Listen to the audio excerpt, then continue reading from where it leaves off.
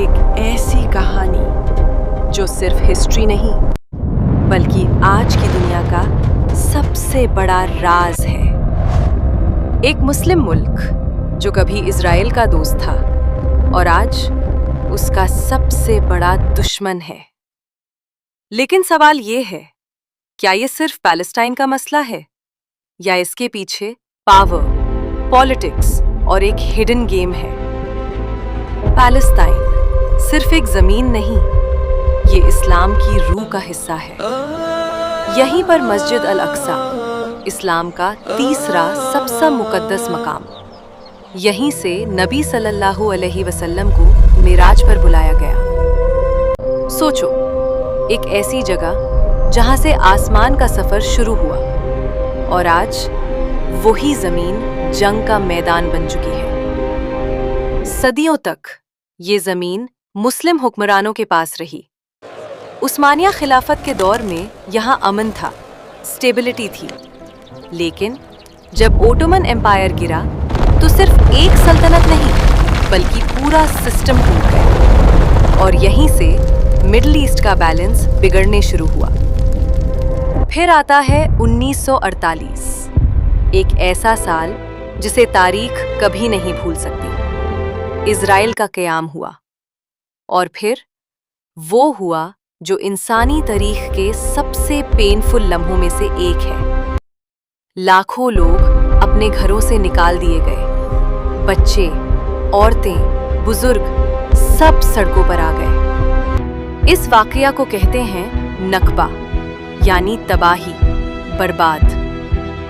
सोचो, एक दिन आप अपने घर में हो और अगले दिन आपके पास कुछ भी नहीं, न घर न ज़मान, सिर्फ दर्द और हिजरत। मुस्लिम दुनिया में गुस्सा फैल गया।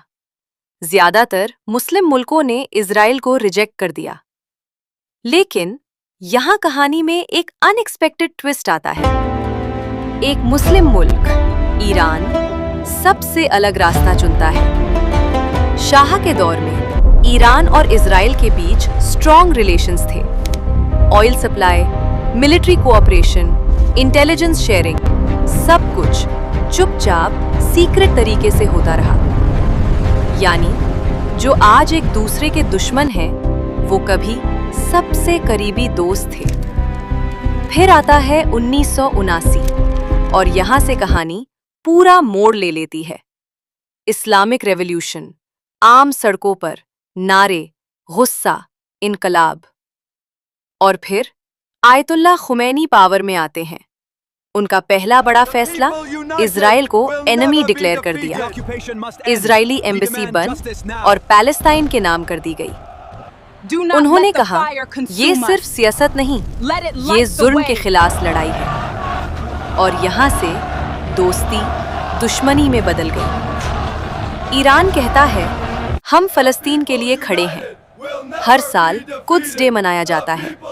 लोग सड़कों पर निकलते हैं और कहते हैं, फ्री फलस्तीन। लेकिन सच इतना सिंपल नहीं।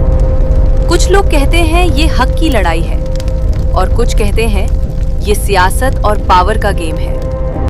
आज ईरान और इजराइल डायरेक्ट वॉर नहीं करते, लेकिन एक छुपी हुई जंग चल रही है, प्रॉक्सी वॉर।